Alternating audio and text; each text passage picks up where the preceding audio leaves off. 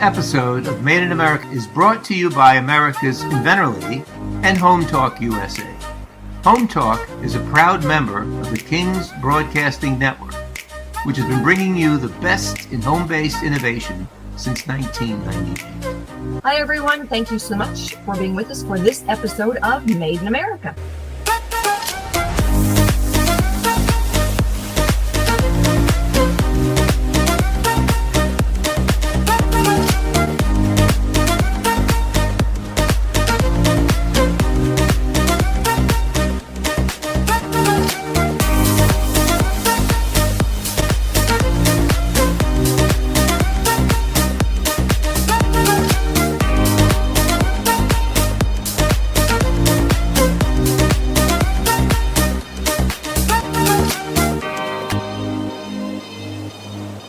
This segment is brought to you by the law offices of R.P. Baraska. RPB law offices have been bringing corporate-level legal expertise to the independent inventor community for more than 20 years. For all your inventing legal needs, trust rpblawoffices.com. This is the Chairman's Countdown with your host, Zach Mottl, Chairman of the Coalition for a Prosperous America. Count down with us as we explore trade, tariffs, and industrial strategy with the leaders driving America's prosperity and security. I'm your host, Zach Mottl, and we are here coming to you on Home Talk USA Radio Network.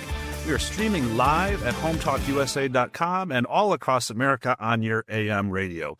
My pleasure to have a great show up for you today. Again, I'm the chairman of the Coalition for a Prosperous America. We are the only group exclusively representing domestic producers across America in the sectors of manufacturing, farming, ranching, and labor. And we are working hard in Washington, D.C. on behalf of producers to bring production back to America. For today's show, we've got two of the top minds that work at the Coalition for the Prosperous America. We've got Andrew Reichenberg, he's the CPA economist, and Chuck Benoit, he's the CPA general counsel and trade lawyer. They're both right at the center of CPA's work on supply chains, on foreign investment, and on America's industrial revival. And some of the subjects we're going to talk to you about today, it's in the news. It's hot right now. Beef. Where's the beef? And where's the medicine, too, while we're at it? These are things that we have become reliant on imports in America. And in the news, we heard the president initiated an investigation on beef, on the meatpacking industry. There was a little bit of concern that, ranchers in America were charging too much money, but the truth came out, and actually they are hurting by foreign imports, and more imports don't help us get more beef in America. So we'll talk more about that, and we'll talk more about medicine and why it's important to have our medical supply chain in America. So, Andrew, I know that you recently testified before the Senate Special Committee on Aging, and in the hearing, you warned a little bit about what's going on in the U.S. drug supply chain and, quite frankly, how it's become a systemic breakdown. What's going on? What's behind all of this? Thanks, Zach, and thanks for having me on this week. And the main thing that I highlighted in the Senate testimony is how big of an impact we're having from imports, specifically from both China and India for U.S. generic drugs. The main problem is both on the Chinese side, they are really dominating in this base pharmaceutical ingredient space. And then India itself is reliant on China, and then India finalizes the drug production, and we are very reliant on India for these final generic drugs. And so our entire supply chain for generic drugs in the U.S. is really tied up in these foreign economies. And we have very little control over the safety processing here, very little control over the supply chain. And we've become extremely reliant not only on these countries in general, but also on specific producers within these countries. And the imports are coming in, and they're really undercutting U.S. producers, forcing prices to unsustainable levels and forcing U.S. companies out of business. And we're losing jobs. We're losing critical manufacturing capabilities for these really critical drugs. I think people don't always realize, Andrew, how important these generic drugs are. Ones that we don't think about. They're not on TV. They're not the name brands. They're not the big commercials that we see. These are the drugs that, every single ambulance in every emergency room has about 300 key generic drugs that they can't function without. You want to put a ventilator on, there's a drug cocktail that they give. And so these aren't sexy. They're not expensive. And typically what we're talking about when we offshore these drugs, it sounds like it's often less than a penny a pill. Now, everybody I know is not paying less for their health care. Whatever you're paying for your health care in America, you're probably paying more. And it seems like, there's some disconnect here. We're not getting the good jobs and we're not getting the national security. I know that we saw during the pandemic where certain countries decided they were going to keep medicines for themselves. So, we are in a really precarious position right now, not having the basic ingredients and the basic drugs that we need for our medical needs. But, one of the most alarming parts I saw in your testimony was how many essential medicines are reliant on these single source foreign suppliers. What is the implication of that, these single source suppliers, and how did we get there? Yes, this is the direct cause of the current supply chain instability in the U.S. and the shortages that we're seeing. And as you highlighted, generics are not necessarily a sexy topic. All of the big focus is always on the big brand name drugs, but in fact, generics are 90% of U.S. prescriptions. And so this is really the blood of our entire healthcare system, and it's really vulnerable to these single suppliers. For example, many of our drugs rely on not only single countries coming from China or India, for example, but often most of our supply is coming from a single factory. And a great example of this is Intas Pharmaceuticals in India.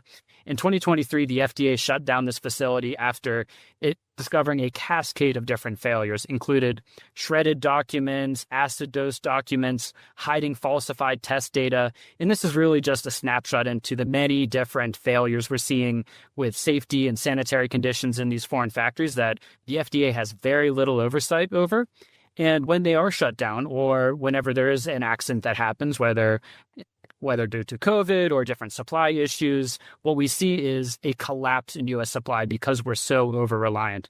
For example, this Intas Pharmaceutical closure, which manufactures cisplatin, which is critical for chemotherapy, they produced about 50% of our entire cisplatin supply for the entire country. And so when this was shut off, hospitals had to ration care, they had to delay treatment, and this results in much, much worse health outcomes for U.S. patients. And this is especially terrible for vulnerable patients such as those taking chemotherapy, elderly people, or really any patient that needs this treatment. It's immediately bad medical care for these people that are delayed.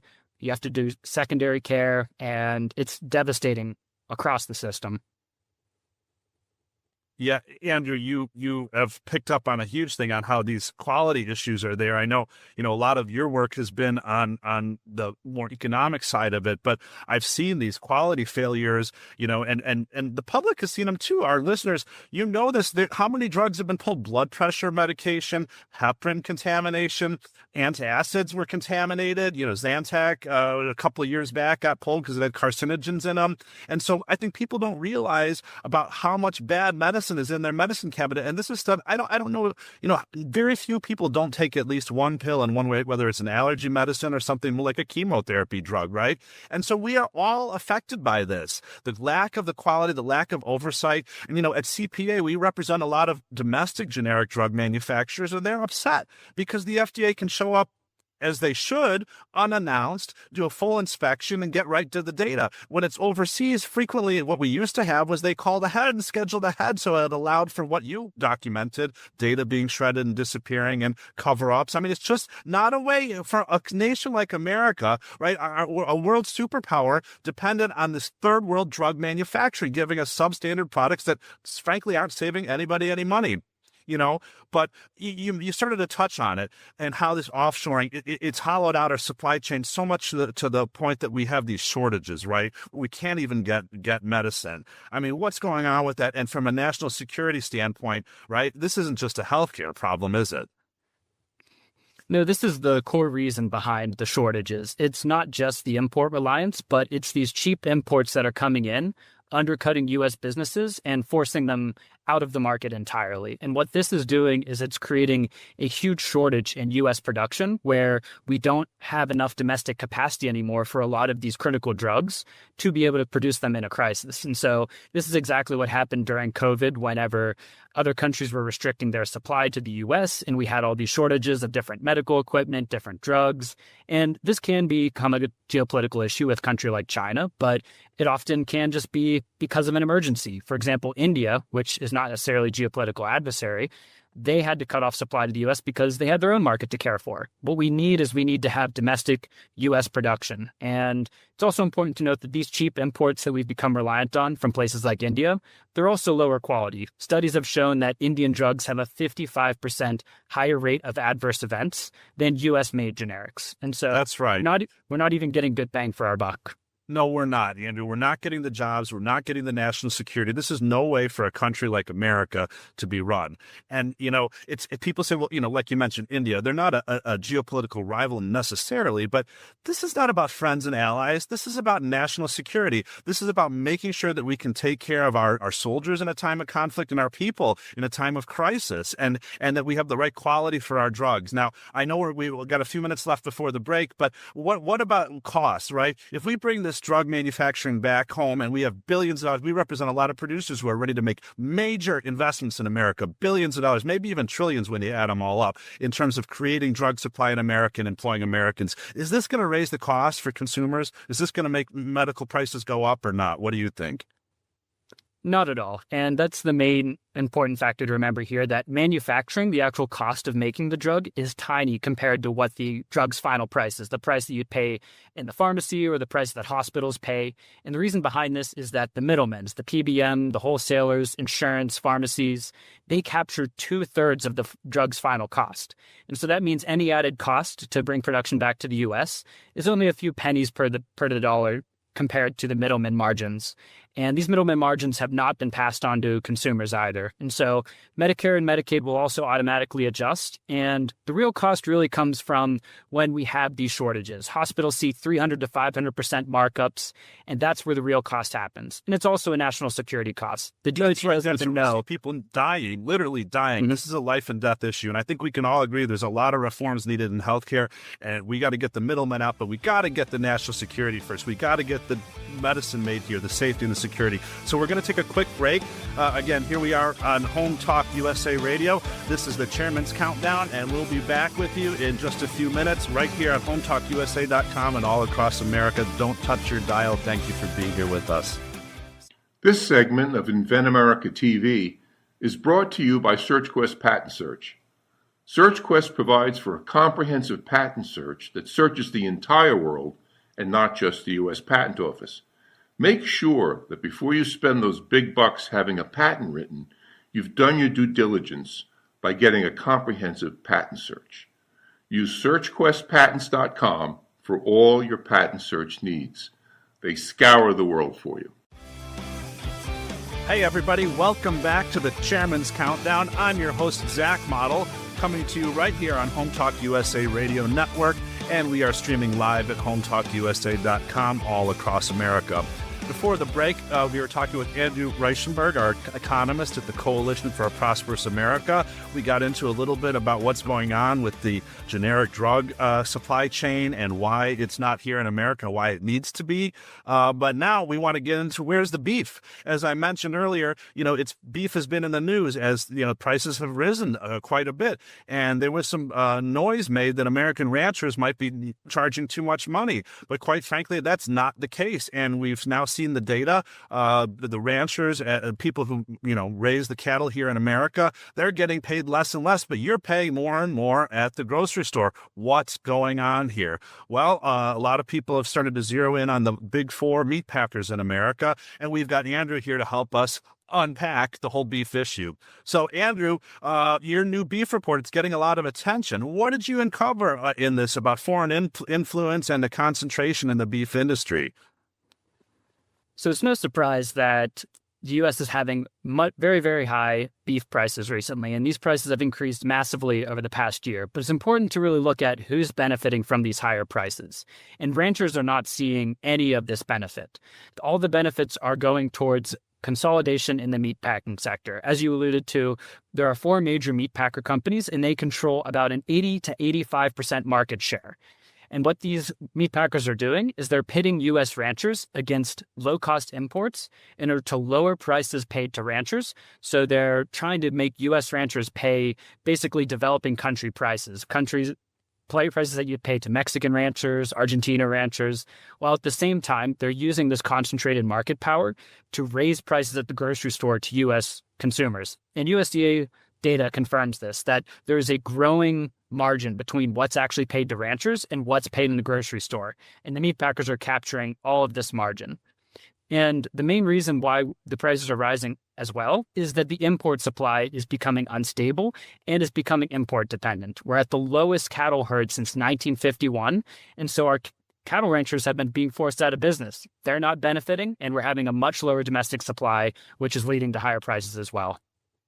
It's terrible. And, cattle ranching is a business kind of like manufacturing, where you have a lot of family businesses, multi-generational families and in the business, and they pass it down, and it's kind of, it's what your dad did, it's what you do, your mom helps, it's a whole family enterprise. It's really a wonderful, wonderful business model that we'd like to encourage more of in America. But the way we've got it set up with this oligopoly with the meat packers, certainly the consumer's not benefiting, and certainly the families and the businesses in America are not benefiting either. And, we got to get around that. And I know, there's been, cases before, and I know my rancher friends also, one of the things they want is this country of origin labeling on their beef as well. They'd like, when you go to the grocery store, to be able to know, was this beef raised in Mexico or was it raised in America? And the way that the system is right now, the consumer can't tell the difference. So, this is one solution, but we've also got to get at this meat packer oligopoly. What do you see as you look at the beef supply chain? We talked about some of the vulnerabilities that we're seeing with pharmaceuticals, this heavy foreign influence, consolidation, pressure on the domestic producers. Is it the same kind of thing going on here, right? That it's almost the same as pharmaceuticals, industry after industry, right? Exactly. And what we're seeing is the two main causes of these problems across different sectors is, number one, the middlemen who are pitting U.S. producers against imports to lower prices paid to U.S. actual producers, while at the same time raising prices for consumers at the end, where these middlemen who add very little value are capturing more and more of the profit. And then the second issue that's happening is that our supply is becoming unstable, whether it's due to issues at foreign pharma plants or for cattle, for example. There was a Mexican ringworm outbreak that caused us to cut imports from Mexico completely, and we don't control that supply. So it's this unstable supply and these middlemen who are capturing more and more of the margins at the expense of people who are actually producing these goods. Thank you, Andrew, for all the work you've done in this sector, both in pharmaceutical and in beef. The things that you're uncovering and the data that you're providing to decision makers, they seem to constantly point to broad themes that we deal with all the time here at the Coalition for a Prosperous America: concentration, offshoring, too much foreign leverage, and quite frankly, the need to reverse all of that and rebuild the domestic capacity, both for better pricing. I know affordability is top of mind for people right now, and it's affecting elections. And I know, our president wants to talk about that and work on that. I think there's a lot we can do to increase the affordability as well as getting the good jobs. Besides, lowering costs, if we can raise people's wages broadly faster than costs, that's a wonderful thing too. That solves the problem as well. So, we can get at it both ways. Some of the stuff the president's doing, this investigation with the meat packers, is just getting started, but Congress can do their part too, help restore country of origin labeling on beef and pork. And certainly there's a lot Congress can do with healthcare reform and with helping to bring the generic drug supply back to America. So I hope we see some of those changes coming up soon. And to our listeners, call your congressperson, let them know about this, call your representative, send a letter, send an email. They want to hear from you. Your voice matters. So please get involved. But, another issue that we talk about here all the time, I want to pivot a little bit to investment in America. I'd love to see more investment in generic drugs, but I want to see it coming from the right places, right? And unfortunately, in the headlines quite a bit lately, we've been talking about Chinese investment in America. And, one of the biggest themes in your research, Andrew, is the rise of Chinese investment inside the United States. And where is Chinese investment flowing right now? Agriculture, biotech, real estate, manufacturing. Because right at the root of it, we don't mind investment. We don't mind foreign companies coming, but these are countries of concern. This is China, the communist country that has, made it very clear they are not our friends. And, we wouldn't let North Korea come and open a factory here, but we seem to have let China buy up land, buy up buildings, buy up factories, buy up companies. And the same way they're subsidizing business overseas, now they're going to do it from within our own walls. They're going to subsidize and put American producers out of business. The end result isn't good. Yeah, when you ask where is the Chinese investment flowing, the answer is really all of the above. And it's especially concerning when it's happening in all of these sectors that are under Section 232 investigation. And these are specific sectors the U.S. government is investigating because they are of national security importance. But what we're seeing is that this Chinese investment is coming in to all of these different sectors across the economy, setting up shop in the U.S. And then at the end of the day, we're still reliant on China. And a lot of the times they're coming in, especially when you look at examples like with solar, that these Chinese companies come in and they might do final assembly in the United States, but it's being done with Chinese components, with Chinese tech, with Chinese IP. A lot of the benefits are still flowing to China. We're not actually building our own capacity, and it's still flowing back to China at the end of the day. So this is something we really need to pay attention to. Yeah, and I know there's concerns about, spying what's going on at these factories and what other goods are they bringing in or making or under the cover importing, could be radioactive, dangerous things, coming in here. What's happening next door? We have a battery plant here in Illinois, Goshen. And listen, the Chinese Communist Party already subsidizes the industry and steals business left and right. We don't need to let them do it here. But even worse, we don't need to give them our taxpayer dollars on the solar thing, on the battery thing. In Illinois, we gave, the taxpayers funded a Chinese Communist Party company $500 million. There's companies that have been here, mine, for example, over 100 years. We didn't get that kind of special treatment. So I think it's just disgusting that we're doing this. It's bad for our jobs, bad for our national security. But we've got to take a quick break coming up here. Again, we're coming to you on Home Talk USA radio network. This is the Chairman's Countdown. I'm your host, Zach Mottl. And right after the break, we're going to talk a little bit about policy and enforcement with Charles Benoit. So I'm excited to get to that and possibly talk about some more solutions for these problems that we've covered with Andrew. Andrew, thank you so much for being with us today. If you're an inventor or you know an inventor out there who would just like to be able to have a conversation with other inventors, join the Inventors Roundtable. It's free. The meetings are virtual, so you can be anywhere in America and talk to another inventor. And for a lot of folks out there, understanding the process, being able to ask questions, getting good service provider information is critical to the inventing process. So, got questions? Want to join? It's free. inventorsroundtable.org. Good day, everyone. Welcome back. You're here with the Chairman's Countdown. I'm your host, Zach Mottl, Chairman of the Coalition for a Prosperous America, representing American producers across America here. And we're talking about policy and procedure that can help make America more prosperous, strong, and secure. We're streaming to you live at hometalkusa.com all across America.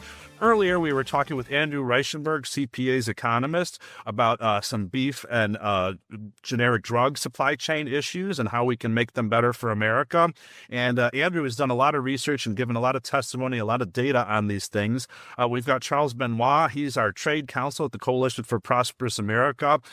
Charles, great to be with you today. Thanks for taking the time. Andrew's data raises some serious policy questions. What are the biggest gaps in the U.S. law when it comes to foreign investment in these areas here? Yeah, so important question, but I'd almost even rephrase it. It's the gaps are everything, and it's almost like, where do we have any tool to counter the Chinese foreign investment? So America is we've been the most open country when it comes to physical merchandise coming through the ports, right? Like, we had the lowest tariffs of any country. We're the dumping ground to the world. But say what you will about that problem, we actually did always have the infrastructure to fix that pretty quickly, as President Trump is showing, right? The infrastructure to impose tariffs was there. It just required the political will. When it comes to foreign investment, that's a way trickier problem, I'm sorry to report. We're the most open country in the world, and pretty much no other country if you're a foreigner, can you even start a corporation, right? In America, you can start up a Delaware LLC, or you can incorporate without even stepping foot into the U.S. or having any presence here. All you need is if you've got a Visa, a credit card number, you're off to the races. The IRS will hand you an EIN number, a taxpayer number, and you've got a U.S. business. It's totally crazy. So nobody does this. In Mexico, I have to have a Mexican partner to start a business. I can't buy land in those countries as a foreigner. I mean, it's unbelievable that we do this. We are uniquely unprotected, aren't we? Absolutely. It's something where really, like in corporate law, even the states need to come together, and we need to start to harmonize, because we do have this kind of a race to the bottom situation, right? Where you got 50 states you can choose to incorporate in, and it has been a bit of a race to the bottom. We did you used to have actually like capital requirements and things like that. Now it's you got a credit card number, $50. Hire a registered agent. Here's your company. So yeah, we are just totally open. Some of the listeners to our show probably have heard of CFIUS. That's the Committee on Foreign Investment in the United States, and it's sort of the one tool to police investment from adversaries. But actually, I already got to walk back that word. It's not even policing investment. It's policing certain kinds of transactions. So it's not a tool for stopping greenfield investment, right? When the Chinese want to come here and just build a brand new greenfield factory site, CFIUS is not a tool. It fights covered transactions, is the word, that would involve foreign control over sensitive data, access rights, that kind of thing. There's no holistic screening. It's very reactionary process. Somebody has to complain, so it's pretty limited. I think we need our friends in Congress to step up and do something. I mean, essentially, both with trade and with this investment angle, we're woefully unprepared to deal with today's world. And we've essentially allowed every other country, every other business, everybody else to dictate our future. What businesses and jobs we're going to have in America, what we're going to make. We're wholly dependent on other people's decisions for this. And again, we're talking about when it's nations like China in buying land next to our military bases are investing, they are America's pork producer, right? They control our entire pork supply chain now. These aren't necessarily friendly people. It's not quite like having the British come on over here. We share a lot of cultural values with them, and we share a shared view of the world. China does not share our view of the world, and these investments can be weaponized against us very quickly, can't they? And that's what CFIUS is not doing. That's what we're not looking at, it sounds like. Yeah, that's exactly right. This is kind of new.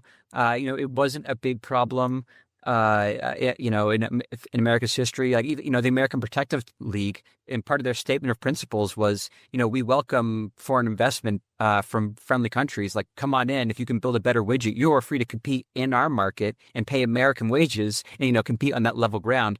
But no, I mean, now that we've fallen to the part.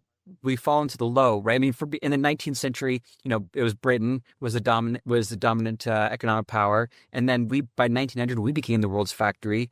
But it's like you said, it's the investment now. It's not coming from Europe or other democracies. The new world's factory is China, and we do not want their investment. That's right. They've taken our dollars. They've weaponized them already in their country. Now they're weaponizing against it in our country. We need to stop funding them, and we need Congress to step up and tighten these laws. Well, thank you for all of that excellent insight, Chuck. I want to pivot to a little bit of another topic here. Something that's kind of near and dear to my heart, metal manufacturing. I think some of the listeners know that my family has a metal fabrication and machining business. We support supply chains and all kinds of things, from coat racks to missile defense to jets and airplanes to automotive. And, it's pretty diverse. But I've seen the ups and downs personally of what's gone on in trade in the last 30 years and how it's impacted American businesses and American producers and our workers, how it's impacted their wages and their wage stagnation. But, I'm really pleased, though. Honestly, President Trump in his first term and President Biden thereafter and President Trump again have really kind of, embraced tariffs. President Trump, the second term, even more than anybody. I got to give the man credit. He's absolutely doing this in a big way, and he's right to do it. What is CPA's take on metal tariffs? How are they working out these 50% tariffs on steel and aluminum? What do you see, Chuck? Yeah, so that there's two big changes to the metal tariffs this year. Just weeks of the president being into office, they got rid of all of those exemptions that were totally gutting the metal actions, turning them into Swiss cheese. So all those country exemptions and product exclusions were tossed. That was great, and they just brought it back to 25% across the board. Now, look, we know at CPA, 25% is overwhelmingly a revenue tariff. Maybe for heavy trucks, we'll see some protective effect, but generally speaking, you set a tariff of 25%, the imports will continue to flow, and the government will make some money, and that's great. It's a good form of tax revenue, but if the goal is protection, and to protect the home market, then 25% typically doesn't cut it. So in June, they increased it to 50%. All right, so that now we're talking, right? Well, yes and no. Yes, for our big steel mills, right? So Cleveland Cliffs, Nucor, U.S. Steel. And I think in terms of the tariff schedule, it's Chapter 72 for the big steel articles, and that's great. That it's now we're into a protective tariff, and they're ramping up capacity and output, and that's what we want. So that's really good. On the aluminum side, we've got Century Aluminum is like sort of the one all American smelter, and they're also doing really well, very profitable. But on both steel and aluminum, the situation's not the same on the fabricators. So when they switched the tariff to 50% for June, they did it in a really funky way, which is like only a tariff on the content, and frankly, it's full of loopholes. And on those fabricated downstream products, that's where it's not stopping. Even if, in fact, in many cases, tariffing only the metal content at 50% resulted in a product having a tariff cut versus 25% on the full value. I want to highlight that, Chuck, because, the steel mill doesn't just want to have a steel mill just to have a steel mill, right? And that's not what America wants either. We want those downstream products. It's the stuff that they make out of the steel. It's the stuff that they make out of aluminum. That's where we get the jobs and the growth. So I'm glad to see that we're getting it at the beginning of the supply chain, but we need to protect the whole supply chain. And there needs to be a more thoughtful scheme applied to that, in my opinion, so that we can get downstream producers like me buying the metal, because we can actually produce the product profitably. That's where we get the jobs. That's where we get the employment. Andrew, your economic modeling, you've done some work on this. How does it translate into real jobs on the ground when we get tariffs right? When we get tariffs right, it leads to direct impacts both for U.S. producers and U.S. jobs. And this is exactly what we saw in 2018 after the original steel tariffs. We saw steel capacity utilization go from about 70% to over 80%. And this gets in the actual sustainable pricing range that U.S. steel plants need to be at. And so this leads to direct new jobs for these steel manufacturers. But economic modeling has also shown there's a huge multiplier effect where you get, for every one steel job, you get 7 additional jobs in suppliers, downstream industries, like local businesses. And this is a huge multiplier for the entire economy. That's right. I've seen it personally. These are the kind of jobs. I'm the downstream jobs. And then the people we hire, our accountants, our lawyers, and my people go out to eat at the local restaurant. I mean, that's the multiplier effect. And a lot of people, they don't think about it, but manufacturing has the highest multiplier of any industry. That's why these jobs are so valuable. They not only pay above the average, but they have this economic multiplier that just results in a whole healthy economy. That's why every economy in the world that wants to grow and become prosperous targets manufacturing. And we're doing it finally in America. So I'm so happy to talk with you about these policies. We've got a quick commercial break coming up here. This is the Chairman's Countdown. I'm Zach Mottl, and we are coming to you on Home Talk USA Radio Network. When we come back, we'll carry on talking a little bit about tariffs with Chuck, and we'll get into some enforcement and opportunities with Chuck and Andrew. So talk to you shortly, everybody. Hi, this is a training pull-up for little boys, and it's a great product to use. It makes it easy for the parent and the child when learning how to potty train. The coolest part about the product is that you don't have to take the child's pants all the way down every time that they need to use the restroom. You can just open this part here, and the child can tinkle through here, and it makes it easy for the parent and the child. It's a great product, and I cannot wait until it hits the market. Hello, welcome back to the Chairman's Countdown. I'm your host, Zach Mottl, chairman of the Coalition for a Prosperous America, the only group representing exclusively domestic producers and workers. and we are streaming to you live at hometalkusa.com and all across America on your AM radio.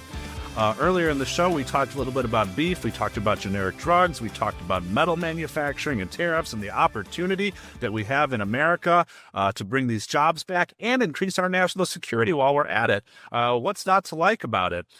We had Andrew Reichenberg, our economist at CPA, and Charles Benoit, our trade counsel, on, and they're both back here for this closing segment today. Andrew, I want to start with you. I want to look forward to the future. You know, we talked a little bit about some bad policy in the past, the ways we can do it better, but what's your biggest takeaway as we head into 2026? What do you see happening in terms of domestic production and economics in America? Heading into 2026, I think that we're already starting to see some of the initial impacts of trade policy in 2025. For example, the August trade data just recently came out, and we saw a 24% drop in the trade deficit month to month. And this is largely driven by a huge drop-off in imports, with $18.6 billion overall drop in imports.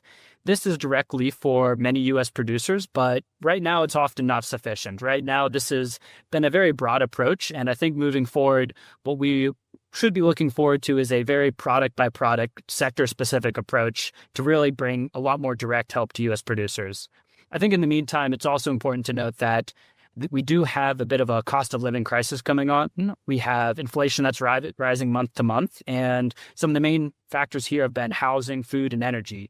These are not tariff-related sectors. For example, in August, non-fuel import prices only rose 0.4%, while overall inflation was around 3%. But this is an important crisis to look forward moving forward and how it's going to affect different U.S. households as costs across the sector are starting to rise. Yeah, and this is something we talk about all the time at CPA.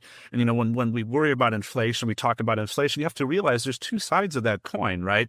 There's too much money chasing not enough goods, and so it's driving prices up. But the other thing we can do is we can increase the sources of supply, can't we? And if we increase the sources of supply, that can be a mitigation on inflation by having more places to buy these from, more competition within our marketplace. And so that's, some of what we talk about at CP, why we want to get more producers making these things in America. But we can also change the job thing, right? We can raise people's wages. And what the economic data shows, you tell me if I'm right or wrong, that when we have a greater percentage of our economy in manufacturing, we tend to have broadly based wage gains, where people's wages, because quite frankly, they've been stagnant since 1979 for most people, their wages have been stagnant. They rise, costs rise. What we want to see is wages rising faster than costs. Isn't that at the root of this? Can we get at that with these kind of policies that we push here at CPA? Absolutely. And I think that that's one of the biggest benefits of manufacturing. These are creating direct jobs in communities across the U.S., often in communities that aren't getting good jobs otherwise. And it also produces much higher paying jobs than in similar sectors, such as in the service sector or in other areas like that. These manufacturing jobs are very well paying, and they really help the economy overall. And so I think that heading into 2026, the more of that we can have, the better off we're going to be. And we also just need to pay attention to the cost of living crisis from an antitrust perspective. As we saw with beef, as we saw with pharma, a lot of these middlemen are capturing more and more margins, pushing costs up for consumers while lowering costs for production. We need to have a lot more production in the U.S., but we also need to pay attention to these costs that consumers are facing. Yeah, that's right. We want to make sure that the people in the supply chain are adding value and not just adding costs. And I think Congress can do a lot. And to our listeners, again, you can call your congressman, you can call your representative and let them know you asked them to address this, and tell them to look at the CPA for solutions, that we've got a lot of things right here at the Coalition for Prosperous America on prosperousamerica.org. That's our website. But what about manufacturers? My favorite subject, Andrew. What about in early 2026? What do you think we'll see for manufacturers? I think from a policy perspective, they can expect a lot more engagement from a trade policy perspective. We're seeing the inclusion rounds, for example, for steel and aluminum getting a lot of ground. U.S. producers are able to give direct input to the U.S. government. And I think that this is going to become more and more important going forward. As our trade policy becomes more specific and product dependent, the U.S. government really needs this input from U.S. producers to know what's happening on the ground, to know what is needed to encourage both U.S. investment, U.S. jobs. And so I think that heading into early 2026, they should expect and really push to be a lot more active in trying to set this trade policy for the U.S. And that should be leading to, in the long term, more investment, more jobs, and more production here at home. No, I see it the same way, Andrew, but thank you for putting the data behind what I know in my heart and soul. So thank you, Andrew. I really appreciate that. And that's a perfect pivot, to Charles here and his expertise and his research, specific tariffs. I'm excited about that and about the way we used to do tariffs. Chuck, right? Didn't people used to businesses would go to Washington, D.C., say, hey, I make this widget and I'm seeing this going on in the marketplace and here's where I need to be profitable and this is what the tariff should be. It wasn't that complicated, was it? They just did it because that was American, right? How did that used to be done? Yeah, that's exactly it. And I love reading those old transcripts, pretty much from 1789 right up until 1934. That's how it was. The Congress, we had the Ways and Means Committee in Congress. That's the committee that does taxes and tariffs. And producers would just, make their case to Congress. And, we, the people we elected, our legislators who are supposed to, figure out tax policy, they would hear them out and they would mix it, the revenue needs and the protection needs, where it made sense to have a revenue tariff, where it made sense for a protection tariff. So that's what we got to get back to. And the inclusion rounds have kind of started to do that. So right from 1934 until I'd say 2025, everything was litigation. You had to sue, you're dumping, you've got a subsidy, and I've got some, I can prove it with economics and charts, and, I'm going to take it to an independent tribunal, and they will weigh the causes and assess a tariff based on the damage. And it's just everyone. It's nonsense. I don't want that. I want somebody putting their thumb on the scale for America. That's what I want. Exactly. So that's what we're getting back to, and the inclusion process is. We're really, we have a lot of anticipation. But the one thing, so the inclusion process is great because right now we're adding products, but we're not doing what the legislators used to do, which is actually also come up with rates that ensured the outcome for that product, right? So on the steel and aluminum, everything is just this 50%, which I alluded to earlier. It's kind of like a broken 50% when it comes to downstream. But, it used to be back in the day, you'd say, well, like first of all, we know foreign invoices. If you have a percentage-based tariff, you're just assessing it against a foreign invoice. That doesn't work. And so we come up with these it's a big pound. It's a big game, Chuck. We need to get back to the simple systems that built America. It's called the American system for a reason. We exported it around the world. We made other countries wealthy. We made them strong. It's time to bring it back home. This underscores everything that we're doing here at the Coalition for Prosperous America, turning it into real jobs. Thank you for being with us here today on Home Talk USA Radio. We'll be back with you again soon, talking more about how to make good jobs for good people in America.